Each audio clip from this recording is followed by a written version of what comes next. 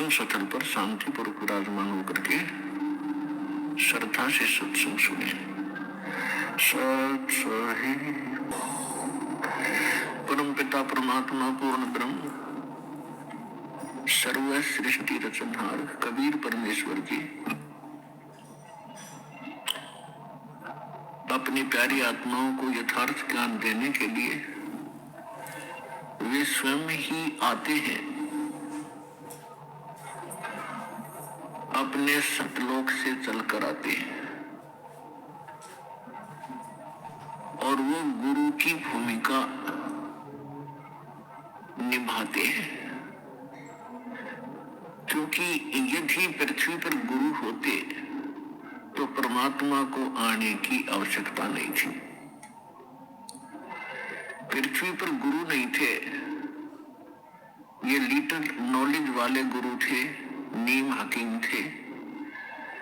इन्होंने न तो अपने सदग्रंथों को समझा, इनके पास वो साधना भी नहीं थी जिससे ये कोई अनुभव ठीक कर सके परमात्मा के विषय में। इसलिए गुरु रूप में परमात्मा स्वयं ही आते हैं और वो अपनी महिमा भी बताने की चेष्टा करते हैं कि मैं परमात्मा हूं, लेकिन वो हमारे गले नहीं उतरती, क्योंकि हमने जो ज्ञान सुना होता है वो अज्ञान होता है। हम परमात्मा को निराकार मान बैठे होते हैं और जिससे भी हम सुनते हैं या कोई उन ऋषि महर्षियों के अनुभव को हम पढ़ते थे तो सभी ने अंत में एक निष्कर्ष दे रखा था कि परमात्मा तो निराकार है, उसको देखा नहीं जा सकता, केवल परमात्मा का प्रकाश ही हम देख सकते हैं। तो विद्यार्थी की इतनी अकल नहीं होती, इतनी बुद्धि काम नहीं करती कि वो टीचर के व्याख्यान पर कुछ टिप्पणी कर सके। यानी श्रोता जो होते हैं वो जिनको गुरु मान बैठे हैं उनके द्वारा दिए गए प्रवचनों पर वो अविश्वास कभी नहीं करते, ये स्वभाव होता है। और अविश्वास करने का उनके पास कोई पैमाना भी नहीं होता जिससे वो ये कह सके कि नहीं गुरुजी आप ऐसे नहीं, ऐसा हमने पढ़ा है। तो जिस कारण से परमात्मा ने अपने आप को एक गुरु सतगुरु के रूप में ही अधिक पेश किया। यदि गुरु होते तो वो गुरु रूप में आए परमात्मा ही होते हैं। तो यहाँ परमात्मा इसलिए कह रहे हैं कि गुरु गोविंद दोनों खड़े और किसके लागू पाए, बलिहारी गुरु आपना जिन गोविंद जो मिलाए। यानी गुरु रूप में परमात्मा ही हो सकते हैं और बाकी जो गुरु हैं वो तो अलग बात है। कोई मोटरसाइकिल चलाना सिखा देता वो उसका गुरु हो गया, कोई गाड़ी चलाना सिखा देता उसका गुरु हो गया, माताएं अपने बेटियों को रोटी पकाना सिखा दी वो उनकी गुरु होगी। तो ये गुरु अलग है और अध्यात्म जो गुरु है रियल में हमारा वो गुरु है। तो अध्यात्म ज्ञान नहीं था और दो सदग्रंथ थे उनको हमारे गुरु जो बने हुए थे या नकली वो समझ नहीं सके, इसलिए परमात्मा स्वयं आते हैं और फिर वो कहते हैं कि गुरु गोविंद दोनों खड़े, अब किसके लागू पाए, बलिहारी गुरु आपना जिन गोविंद जो मिलाए। तो वो कहते हैं गुरु को गोविंद को छोड़कर हम गुरु को ही महत्व देंगे। तो गुरु परमात्मा ही हो सकते हैं, बाकी गुरु सभी अपने अपने सत्र के, वो उनका अलग काम है। और जो अध्यात्म मार्ग में ज्ञान दे रहे हैं वो गुरु है ही नहीं, वो तो नकली है सारे। क्योंकि परमात्मा जो ज्ञान देता है, परमात्मा ने ज्ञान दिया वेदों का, परमात्मा ने ज्ञान दिया गीता का। यानी गीता में जो ज्ञान है वो परमात्मा वाला ही है जो परमेश्वर ने इस ब्रह्म के अंदर फीड किया था। और वो वेद चौंके तो बाहर निकले थे। उसके बाद गीता जी के अंदर जो इसने ज्ञान दिया है, ब्रह्म ने, ज्योत स्वरूपी निरंजन ने, श्री कृष्ण जी में प्रवेश करके इस काल ने जो ज्ञान दिया, उसमें अधिकतर वेदों वाला ही ज्ञान है जो गॉड गिवन है, परमात्मा ने इसको दिया था। उसने कुछ अपनी अटकल इसमें साथ जोड़ी है, तो वो हमारे काम की नहीं है।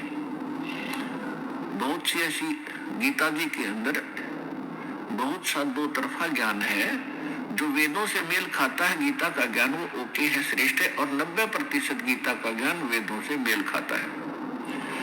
तो कहने का भाव ये है कि जो गुरु है वो आज तक ना वेदों को समझ सके, ना गीता को समझ सके, हमारे जो धर्म गुरु थे, और न ही पवित्र इन पुराणों को समझ सके। तो इस कारण से परमात्मा स्वयं आते हैं और वो ही गुरु होते हैं, और जो गुरु है ही नहीं, नाम बेशक गुरु का उन्होंने रखा होगा, और हमने बेशक उनको गुरु मान रखा, वो गुरु नहीं थे। तो यहाँ परमात्मा ही आकर हमें ज्ञान बता रहे हैं। सतगुरु के उपदेश का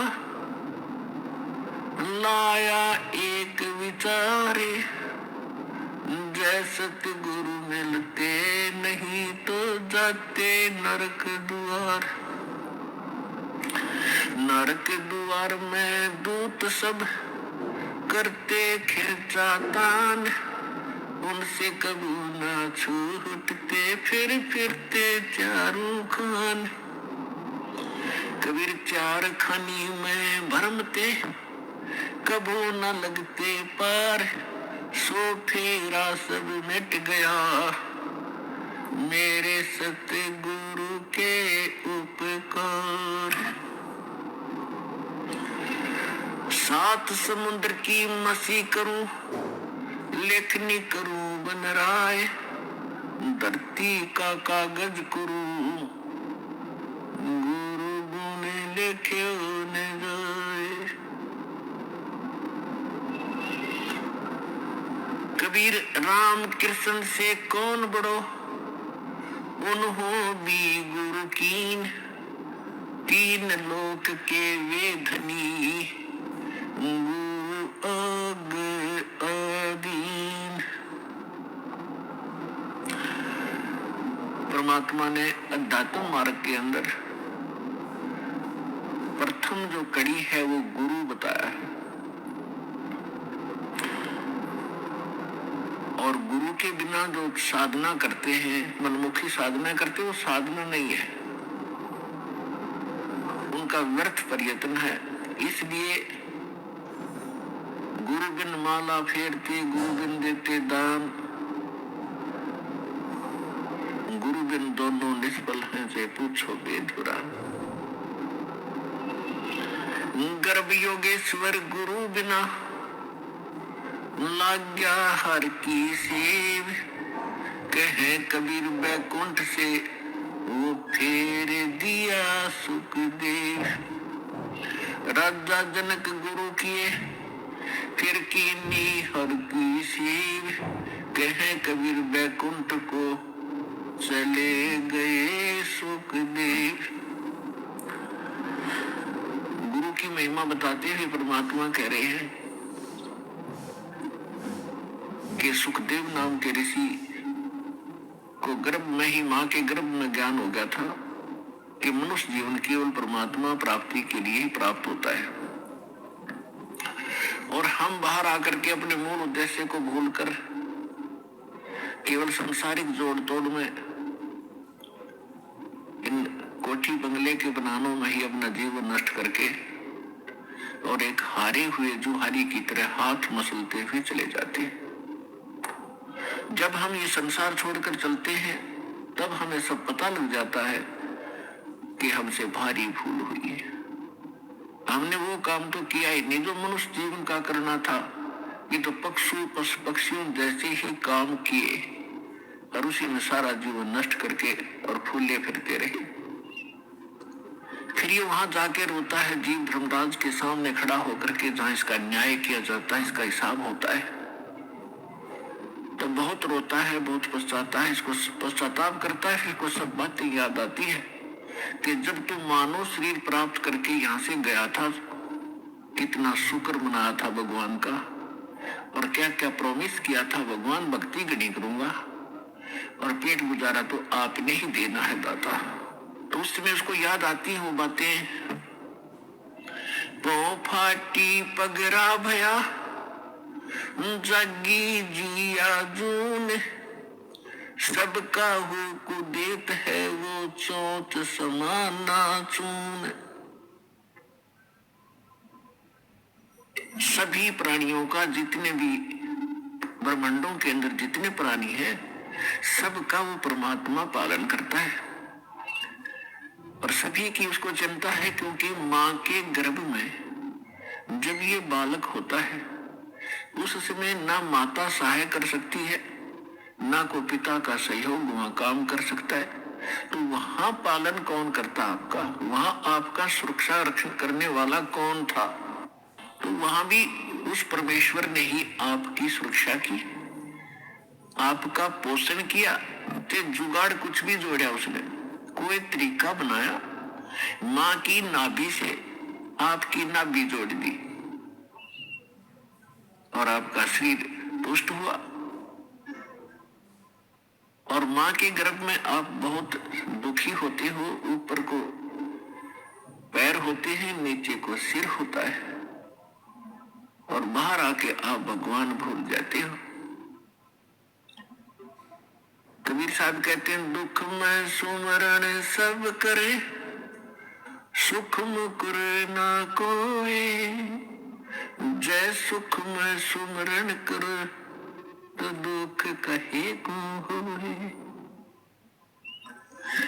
परमात्मा याद दिलाते हैं कि जब तुम पर आपत्ति आ जाती है तब तो भगवान दिखाई देता है, और जब तक तुम्हारे पूर्वजन्म के संस्कार ठीक होते हैं, आपके पुण्य चलते हैं और आप अपने आप को सुखी महसूस करते हैं। वैसे तो यहाँ सुख है नहीं, हम झूठे सुख कोई सुख मान बैठे। कबीर साहब कहते हैं, झूठे सुख को सुख है ये मान रहा मनमोद, तो सकल के बिना काल का कुछ मुख में कुछ बोध। फिर भी जब तक हम सुखी महसूस करते हैं तो भगवान से कोसों दूर रहते हैं। और भगवान की पूजा कैसी करते हैं, महीने 2 महीने 6 महीने में कभी इष्ट धाम पर मत्था टेक आए, शुक्रवार मंगलवार को प्रसाद बांट दिया, किसी दिन व्रत रख लिया। और अधिक लोग वर्तमान में तो नास्तिक ही हो चुके हैं, क्योंकि समय पर टूक मिल रहा है, अच्छी व्यवस्था होगी है, शिक्षा होगी है, अच्छी पोस्ट होगी है, खूब परमात्मा ने बुद्धि दे दी, अपने बच्चों को उन्होंने ट्यूबवेल लगा लिए हैं, नहरें अच्छी बना ली हैं, बढ़िया आहार समय पर मिलने लगा। अब भगवान से कोसों दूर हो गए और भूल गए उन दुखों को। परमात्मा कहते हैं, इसे सुख का आग लगे तो भगवान तो दूर करे। परमात्मा कहते, सुख के माथे पत्थर पड़ो, जो नाम हृदय ते जावे, और बलिहारी व दुख के जो पल पल ना मिटावे।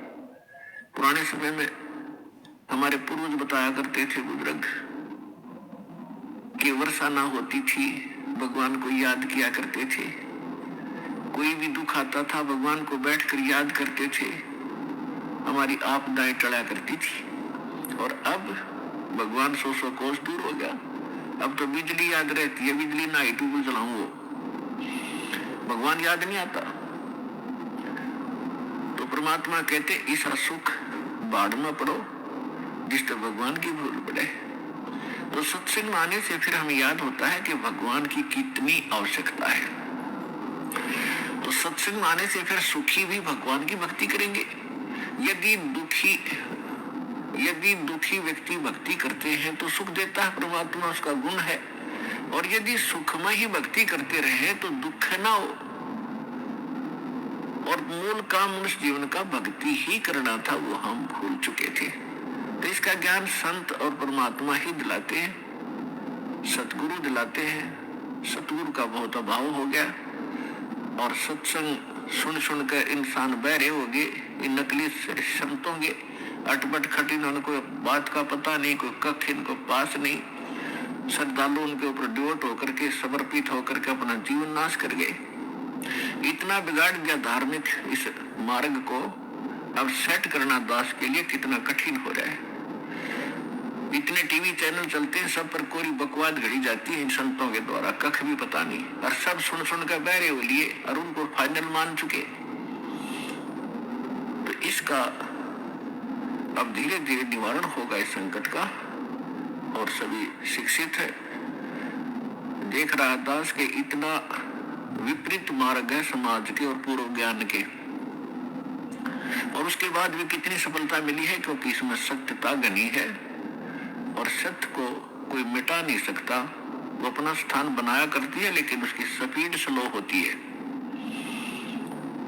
भले ही धीरे धीरे चलेगा, लेकिन ये सफल होगा। एकदम पूरा विश्व इस ज्ञान को और इस भगवान को स्वीकार करेगा और उद्धार होगा, सुखी होगा।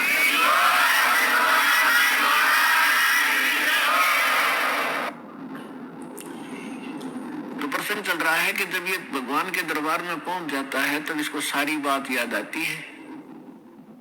जब वहां से चला था, मनुष्य जीवन पाकर आते हैं तो सभी उसके साथी बधाई देते हैं कि मेहर होगी भगवान की तरह पे, और भगवान ना बोलिए, घनी भक्ति करिए, पीछा छुटवा के आना के।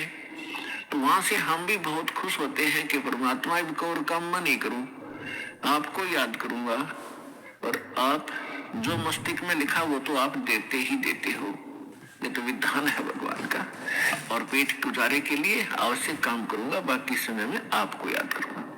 तो यहाँ आने के बाद इसको इतनी भूल गिर देता है ये काल, कि ये पिछला सब भूल जाता है और नए सिरे से इसकी पढ़ाई शुरू होती है। ये तेरा चाचा या तेरी चाची, ये तेरा मामा, ये तेरा बुआ, तेरी बुआ, और इस तरह से फिर इसको पढ़ा करके ये सांसारिक ये मंत्र, माया कैसे इकट्ठी करनी चाहिए, बड़ी कोठी बना ले, बड़ी इज्जत हो जाएगी, तो ये नए मंत्र सिखाए जाते हैं इसको। और जब ये सत्संग में आता है तो इसको पता चलता है कि एक काम और आवश्यक था इस मानव शरीर का, जो शुरू भी नहीं किया। तो वहां से परमात्मा के दरबार में जब ये जाता है, इसको सारी बात याद आती है, और फिर ये हाथ जोड़ता है धर्मराज के सामने कि हे महाराज, एक मनुष्य जीवन और दे दो, अब के कति नहीं बोलूंगा। धर्मराज फिर उसकी पिछली हिस्ट्री चालू कर देता है। असंख्य जन्म हो गए, हमने मानव शरीर प्राप्त किया, इनमें बकवादों में खोया, और वहां जाके फिर नहीं रोया। तो उसकी थोड़ी सी क्लिप दिखा देता है कि ले, तू तो झूठा बहुत है, और पहले भी ऐसे प्रॉमिस तूने किए थे, एक पूरा नहीं किया। उसकी पिछली फिल्म चला देता, देख इस जन्म में मनुष्य जीवन मिला, क्या कह रहा है तू, और क्या कर रहा है जाके नीचे, और आके फिर क्या कह रहा है, एक जन्म और दे दो, फिर दूसरा, फिर तीसरा।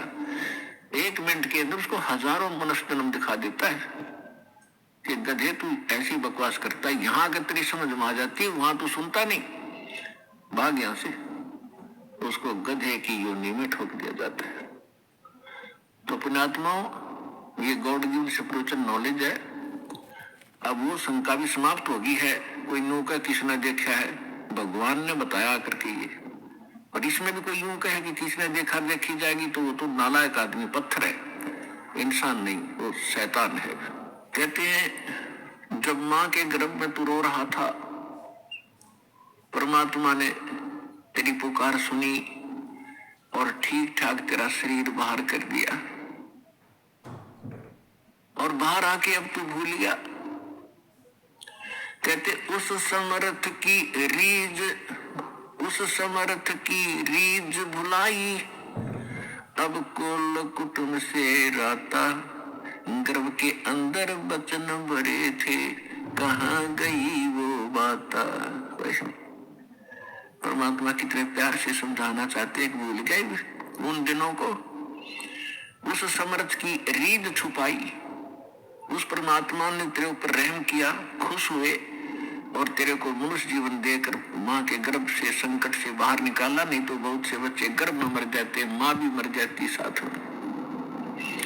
उसकी मेहर से ही तुम ठीक ठाक यहाँ बाहर जन्म लेते हो, और आज भूल गया उन भगवान की उन बातों को कि गर्भ के अंदर वचन भरे थे, कहाँ गई वो बात। तो पुण्यात्मा, दुख में सुमन सब करे, सुख में करे न कोई, और जय सुख में सुमन करे तो दुख का ही कोई।